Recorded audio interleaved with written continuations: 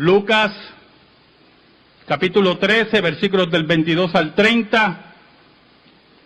El hermano George Brignoni hace lectura de la palabra de Dios. Pasaba Jesús por ciudades y aldeas, enseñando y encaminándose a Jerusalén. Y alguien le dijo: Señor, ¿son pocos los que se salvan? Y él les dijo: esforzaos a entrar por la puerta angosta, porque os digo que muchos procurarán entrar y no podrán. Después que el padre de familia se haya levantado y cerrado la puerta, y estando fuera, empecéis a llamar a la puerta diciendo: Señor, Señor, ábrenos. Él respondiendo os dirá: no sé de dónde sois. Entonces comenzaréis a decir: delante de ti hemos comido y bebido, y en nuestras plazas enseñaste. Pero os dirá: os digo que no sé de dónde sois, apartaos de mí, todos vosotros, hacedores de maldad. Allí será el llanto y crujir de dientes, cuando veáis a Abraham, a Isaac, a Jacob y a todos los profetas en el reino de Dios, y vosotros estéis excluidos. Porque vendrán del oriente y del occidente, del norte y del sur, y se sentarán a la mesa en el reino de Dios. Y he aquí, hay postreros que serán primeros, y primeros que serán postreros. Amén. Volvemos a Lucas, capítulo 13, versículos del 22 al 30. Hablemos de la puerta estrecha. Jesús, según el versículo 22, se dirigía a Jerusalén. Había una característica del maestro que no debemos nunca pasar desapercibida. Jesús era un hombre que redimía el tiempo, que no perdía oportunidad para enseñar. ¿Sabe? Los hombres y mujeres exitosos, lo que se llama éxito según los parámetros de las sociedades modernas, son aquellos que dan la milla extra, son aquellos que son perspicaces, son aquellos que no son trabajadores de 40 horas. Son aquellos que interpretan los tiempos y tienen la capacidad de ver más allá de su entorno. Son aquellos que observan e interpretan los eventos y la posibilidad de oportunidades en los eventos. Son aquellos que escuchan, tienen una capacidad auditiva, y no estoy hablando físicamente, de interpretar y ver qué posibilidades hay en lo que se le presenta. Son aquellos que escuchan consejos. Jesús era un hombre que no perdía el tiempo. La pérdida de tiempo, la pérdida de esfuerzos, viene regularmente por nuestra apatía, porque posiblemente nos hemos echado cargas adicionales a las que podemos llevar. Y en ese sentido, en Puerto Rico tenemos una frase muy popular, que a la larga, si usted asa 3 lechones, a la vez uno se le va a quemar. Jesús se dirigía a Jerusalén. Pudo haber tomado la decisión de dirigirse en forma incógnita para ahorrar energía, sabía lo que le esperaba en Jerusalén. Para ahorrar esfuerzo, Jesús era un ser humano completo, así como era Dios completo. Para que no hubiera un cansancio emocional o mental. Pero Jesús no perdía el tiempo. Y muchos pierden el tiempo y pierden llegar a la puerta estrecha. Oramos. Señor bueno, gracias te damos. Gracias porque nos permites llegar y exponer tu palabra. Perdona nuestros pecados. Escóndenos bajo la sombra de la cruz y que tu Señor sea proclamado. Llega a las necesidades de tu pueblo. Que tu nombre sea proclamado. Que tus verdades sean enseñadas. Ayúdame, Señor, en esta hora y perdóname. En el nombre de Jesús yo oro. Amén. Jesús iba por ciudades y aldeas, nos dice Lucas, enseñando mientras se dirigía a Jerusalén. Se paraba en cualquier lugar, en cualquier esquina,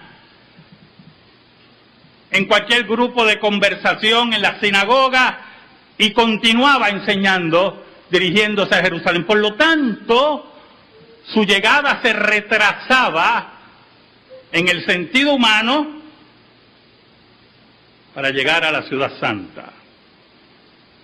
Jesús no perdía el tiempo. Jesús era diligente. Jesús era preciso. Jesús vino a cumplir el mandamiento del Padre y obedecer al Padre. En Jesús no había mayores prioridades que la gloria de Dios y la búsqueda de las ovejas perdidas. En Jesús no había mayores prioridades que la enseñanza de la verdad. En Jesús no habían distracciones. No era un mago de circo. No era un fenómeno de feria. La importancia de la enseñanza continua, hermano, la importancia de la enseñanza continua es que despierta curiosidad y preguntas. Cuando usted no enseña, no hay preguntas, pero no hay preguntas desde el punto de vista expresivas. Las hay en el corazón del ser humano, pero lo que se exponga es lo que despierta ese momento, ese atrevimiento del ser humano a preguntar.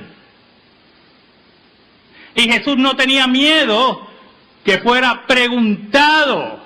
Por eso es que usted ve que las sectas regularmente prohíben lecturas, prohíben relaciones familiares,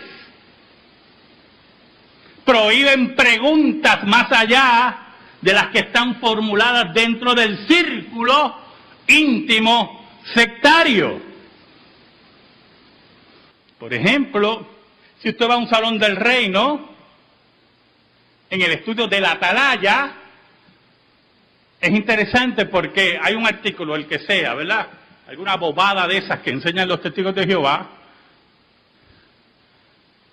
Y entonces se lee un párrafo y usted va a notar que los párrafos tienen unos pequeños numeritos. Y cuando usted va abajo, ¿verdad?, a ver los numeritos, son las preguntas que se van a hacer.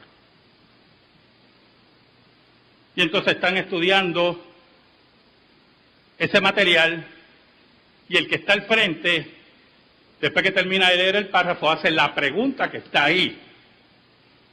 Y entonces se espera la contestación de los robots, de los seres humanos que tienen al frente, y ya. No es el estudio libre, no es el estudio abierto, no es el reto. ¿Sabe algo? Porque la verdad no puede ser destruida. Pero la mentira siempre es escondida. Siempre tiene puertas cerradas. Siempre tiene truco. ¿Por qué yo le digo a ustedes, por ejemplo, el estudio jueves, cuando le digo preguntas. ¿Por qué, hermano? Porque yo sé cuál es la verdad. ¿Por qué yo abro el fil, como dicen, ¿verdad?, en Castilla la Vieja? ¿Por qué yo abro el fil? Para que haya preguntas libres. Porque un día yo conocí la verdad. Pero en las sectas eso no ocurre. En las sectas hay control. En las sectas hay transmisión de miedo, de intimidación. ¿Por qué yo le digo a ustedes, hermano, si usted no está de acuerdo, allá abajo están los católicos? No, ¿por qué yo le digo esas cosas? Porque la verdad, ¿qué dijo Cristo de la verdad? Conoceréis la verdad y la verdad os hará libres. ¡Oh, qué cosa maravillosa, ¿oye, hermano! ¡Qué cosa increíble! Venir a la congregación, a la verdadera casa de Dios, libre. ¡Qué cosa tremenda que el Espíritu de Dios nos guíe a adorar juntos en armonía! En medio de esa enseñanza, el versículo 23 dice, y alguien le dijo, Señor, ¿son pocos los que se salvan? Mire qué pregunta interesante. ¿Por qué viene esa pregunta? Hay que buscar, hermano. ¿Por qué la pregunta viene cargada? Si usted no nota la pregunta, cargada, con una conclusión. ¿Son pocos los que se salvan? No preguntó, ¿qué cantidad se salvan? ¿Cuántos se salvan, Señor? La pregunta va como pensada, ¿por qué son pocos los que se salvan? Son pocos los que se salvan, Señor. Ya hay como una conclusión de la persona en hacer la pregunta. Hay dos razones para eso. Los fariseos, los maestros de la ley, los rabinos, muchos de ellos, la mayoría de ellos enseñaban que a la larga y a la postre todos los israelitas iban a ser salvos. Todos los judíos iban a ser salvos. Pero cuando ellos oían a Jesús, decían, parece que no todos vamos a ser salvos. Aquí como que algo no me está cuadrando. Y entonces llegaba a la vida de ellos el temor. Iría a la condenación. Este rabí me enseña algo que no había oído. Y viene obligatoriamente la pregunta. Señor, ¿son pocos los que se salvan? Y él les dijo, esforzaos a entrar por la puerta angosta, porque os digo que muchos procurarán entrar y no podrán. Versículo muy difícil, ¿oyó? Difícil no por el impacto, sino difícil por el contenido que puede ser malinterpretado. Como si la salvación fuera un esfuerzo. Pero es algo más complicado. ¿Sabe? Muchos se sentaban a oír a Jesús. Muchos seguían a Jesús. Y muchos de ellos filosofaban con lo que Jesús decía. Muchos de ellos cavilaban las palabras de Jesús. Discutían, ¿será este uno de los profetas? Pero el compromiso es otra cosa. Algunos se alimentaban intelectualmente de las palabras de Jesús, pero no había compromiso de ninguna clase. ¿Sabe? Yo he hablado con miles de personas sobre Jesús. Y me he encontrado con personas ya, a mi edad pues ya yo sé, era como antes, ¿verdad? Que se sientan y ponen esa cara de intriga. ¡Ah, qué interesante!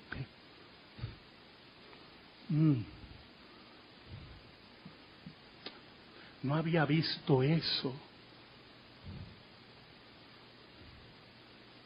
Oiga, usted puede tener razón, pastor. Oiga, y todas esas frases pueden construir un manual de 30 días, de esos que algunos de ustedes leen por la mañana, un pensamiento de eso de 30 días. Un versículo, hoy será un día maravilloso, dice el Salmo yo no sé qué, y usted lee, y hay una oración al final. No hay ningún problema con eso, déjeme aclarar desde ahora. El único problema es cuando usted sustituye el compromiso con Dios, el esfuerzo del reino, el trabajo en el reino, el trabajo en la puerta estrecha, por esa meditación diaria. Por eso Jesús le decía, esforzaos a entrar por la puerta angosta, porque os digo que muchos procurarán entrar y no podrán, porque muchos tomarán caminos, atajos, senderos, y no tomarán la puerta estrecha, el camino estrecho, que es el compromiso, el sacrificio por el reino de Dios. Es como la persona que asiste a la congregación y se limita al servicio y algunas veces llega tarde al servicio. No toma escuela dominical, no toma estudios bíblicos los jueves. Siempre me pregunto cómo viven, cómo bregan con eso en la vida diaria, cómo aprenden de la Escritura. Su trabajo es mínimo. Su compromiso es efímero. Entonces, mire cómo dice el versículo 25. Después que el padre de familia se haya levantado y cerrado la puerta, y estando fuera empecéis a llamar a la puerta diciendo, Señor, Señor, ábrenos. Él respondiendo os dirá, no sé de dónde sois. Mire qué interesante ese pasaje. El Padre es Jesús. Él es el que cierra la puerta. Y cuando se cierra la puerta y la gente abre los ojos, empiezan a tocar. Y a tocar. Y a reclamar. Ábrenos la puerta. Es la insistencia del esfuerzo mínimo, pero ante la pérdida es la carrera al final que usted quiere llegar sin haber rendido los frutos en el camino. Ahora, la sentencia de Jesús es dura. No sé de dónde sois. Y ahí usted entonces levanta el reclamo. Porque la declaración de Jesús lo insulta a usted. Siente como que se le hubieran faltado de respeto. A mí, tú no me conoces a mí. Mire cómo dice el versículo 26. Entonces comenzaréis a decir, delante de ti hemos comido y bebido y en nuestras plazas enseñaste. Aquí, delante de mí, aquí. Hemos comido y bebido. Nos enseñaste. ¿Cómo que tú no me conoces a mí?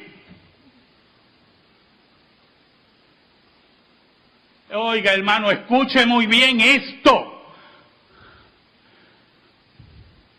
Conocer a Dios nada tiene que ver con filosofar con Dios. Conocer a Dios, conocer a Jesús, es rendirse a sus pies y beber del agua viva.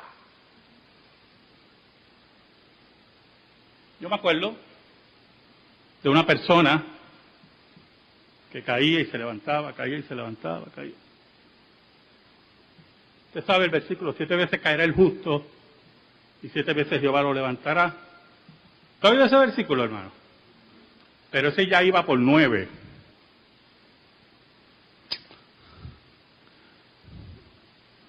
Y cada vez que me reunía con esa persona, usted veía que se sentaba y era como si te escuchara y te llenaba a ti de esperanza, ¿verdad? Porque uno quiere la felicidad de la gente.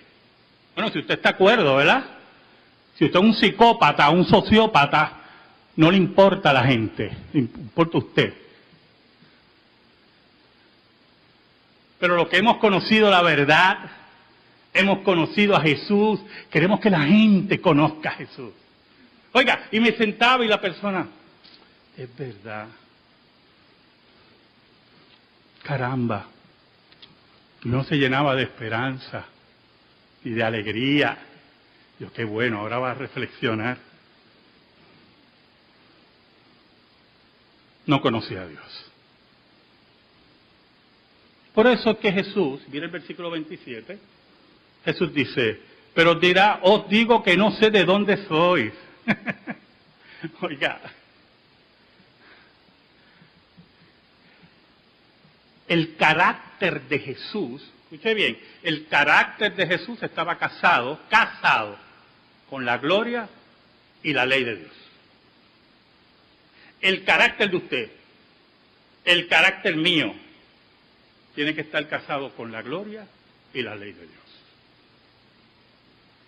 La amistad, escuche bien, la amistad que usted tenga y que yo tenga, en medio de ella tiene que reinar la gloria y la ley de Dios. Os digo que no sé dónde sois. Apartaos de mí todos vosotros, hacedores de maldad.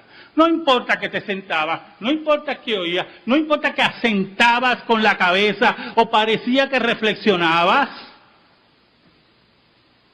No importa que aparentemente por un tiempo parecía que el cambio había llegado. No habías esforzado ni habías trabajado por entrar en la puerta estrecha. Porque cuando viste qué estrecha era, buscaste el atajo, buscaste el sendero desviado, buscaste lo cómodo para tu vida. Añade el maestro, allí será el llanto y el crujir de dientes cuando veáis a Abraham, a Isaac, a Jacob y a todos los profetas en el reino de Dios y vosotros estéis excluidos. Entonces, para el judío que oía a Jesús, la contestación a su pregunta, la pregunta de ese judío, hermano, fue terrible. Va a llegar un día, vamos a parafrasear a Jesús, va a llegar un día que vas a estar llorando de desesperación. Por cierto, en el original es agonía, ¿oyó? Es interesante porque en el versículo 24, esforzaos a entrar por la puerta angosta, también tiene que ver con agonía, con esfuerzo, con dar la milla extra. Oiga, y dice, va a llegar ese día, como dicen aquí los puertorriqueños, me imagino a Jesús, imagínense a Jesús como puertorriqueño. Mira, mi hijo, va a llegar ese día. ¿Qué vas a llorar? ¿Vas a estar desesperado? ¿Vas a estar en agonía? Tus dientes van a crujir de rabia y de coraje. Porque tendrás la certeza que el reino de Dios se ha consumado, que ahí estarán presentes los héroes de la fe, y tú vas a estar fuera. Y entonces Jesús le añade algo interesante al discurso. Y si lo entendemos bien, el estocado final, o estocazo final del discurso. En pocas palabras, Jesús le está diciendo, no me vengas porque es judío, No me vengas que eres descendiente de Abraham. No me digas que te enseñaron en la sinagoga que todo Israel va a ser salvo. Porque yo quiero que tú entiendas que vendrán del oriente y del occidente, del norte y del sur, y se sentarán a la mesa en el reino de Dios. Vendrán gentiles, vendrán de todas las razas, de todas las naciones, esos que se esfuerzan por entrar en la puerta estrecha, en el camino estrecho, esos que no dependen de descendencia humana ni de sangre, esos que han mirado al Maestro con la resolución del Espíritu de Dios de servirle hasta los últimos de sus esfuerzos. Esos vendrán de todo lugar. Y tú, que te creías primero, ¿sabe? A los que tienen hijos aquí, escúchame lo siguiente. Cuando traemos a nuestros hijos al bautismo, y ellos reciben la señal del pacto, como hijos del pacto, como eran los hijos de Israel y recibían la señal de la circuncisión como señal del pacto, comienza una relación legal con Dios. Esa es la relación legal del pacto. Sus hijos empiezan a recibir los beneficios del pacto, como lo recibían los judíos. Se sentaban alrededor de Jesús, se sentaban en las sinagogas y recibían los beneficios del pacto. Se establece una relación legal con el pacto. Pero la relación espiritual con el pacto la establece Dios. Y nuestra responsabilidad como padres es traer a nuestros hijos no solamente a las aguas bautismales, sino procurar que lleguen a la mesa como creyentes, procurar que estudien la Escritura, que vengan a la escuela dominical, que vengan a estudiar la Escritura, que usted en su hogar le enseñe el catecismo, que ellos aprendan de Dios.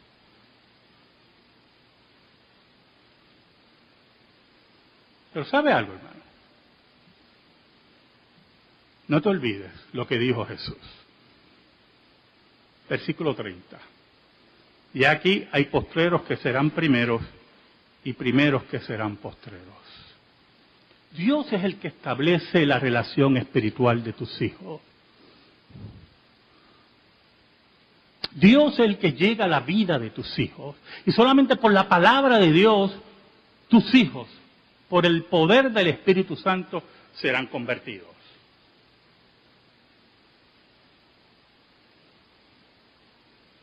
Pero si tu esfuerzo es mínimo porque no te esfuerzas por entrar en la puerta angosta, ¿y qué significa entrar en la puerta angosta? En la relación eclesiástica, en el nuevo Israel, en la casa de Dios, en el último estadio, que es la iglesia. Es que así como tú levantas a tus hijos, escuche bien, así como tú levantas a tus hijos temprano para que vayan a la escuela, la iglesia no es menos, es más, la iglesia es más. Porque un día tus hijos te van a doler y tocarás la puerta de mi oficina y yo te voy a hacer una pregunta. Yo no los vi en escuela dominical. Nunca los vi un jueves estudiando la Escritura. ¿Qué pasaba? Y de momento, como dice Jesús, llegarán los postreros. Los que no han estado muchos años con nosotros, pero que han visto la verdad y han visto la puerta estrecha. Y aunque sean los postreros, serán los primeros. Ese día comprenderás lo que es el camino estrecho. Y posiblemente lo comprendas con dolor. Mucho dolor. Amén. Gracias te damos, Señor. Yo te pido, Señor, en el nombre de Jesús, que tu palabra eterna, sea depositada en nuestra vida por el poder del Espíritu Santo. En el nombre de Jesús. Amén. Y amén. Estamos en silencio, hermano.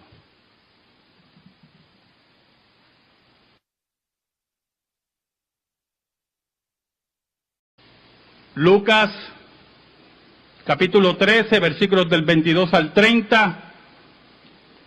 El hermano George Brignoni hace lectura de la palabra de Dios. Pasaba Jesús por ciudades y aldeas enseñando y encaminándose a Jerusalén. Y alguien le dijo, Señor, ¿son pocos los que se salvan? Y él les dijo, esforzaos a entrar por la puerta angosta, porque os digo que muchos procurarán entrar y no podrán. Después que el padre de familia se haya levantado y cerrado la puerta, y estando fuera, empecéis a llamar a la puerta diciendo, Señor, Señor, ábrenos.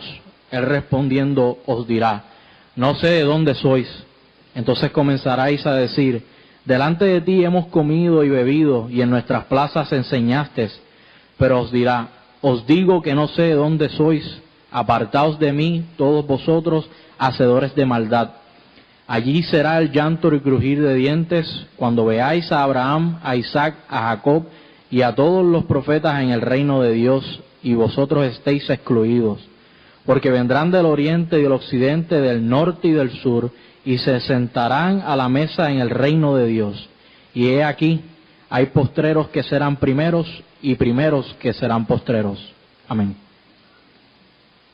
Volvemos a Lucas, capítulo 13, versículos del 22 al 30. Hablemos de la puerta estrecha. Jesús, según el versículo 22, se dirigía a Jerusalén. Había una característica del maestro que no debemos nunca pasar desapercibida. Jesús era un hombre que redimía el tiempo, que no perdía oportunidad para enseñar. ¿Sabe? Los hombres y mujeres exitosos, lo que se llama éxito según los parámetros de las sociedades modernas, son aquellos que dan la milla extra, son aquellos que son perspicaces, son aquellos que no son trabajadores de 40 horas. Son aquellos, era un hombre que no perdía el tiempo. La pérdida de tiempo, la pérdida de esfuerzos, viene regularmente por nuestra apatía, porque posiblemente nos hemos echado cargas adicionales a las que podemos llevar. Y en ese sentido, en Puerto Rico tenemos una frase muy popular, que a la larga, si usted asa 3 lechones, a la vez uno se le va a quemar. Jesús se dirigía a Jerusalén. Pudo haber tomado la decisión de dirigirse en forma incógnita para ahorrar energía, sabía lo que le esperaba, que interpretan los tiempos y tienen la capacidad de ver más allá de su entorno. Son aquellos que observan e interpretan los eventos y la posibilidad de oportunidades en los eventos. Son aquellos que escuchan tienen una capacidad auditiva, y no estoy hablando físicamente, de interpretar y ver qué posibilidades hay en lo que se le presenta. Son aquellos que escuchan consejos. Jesús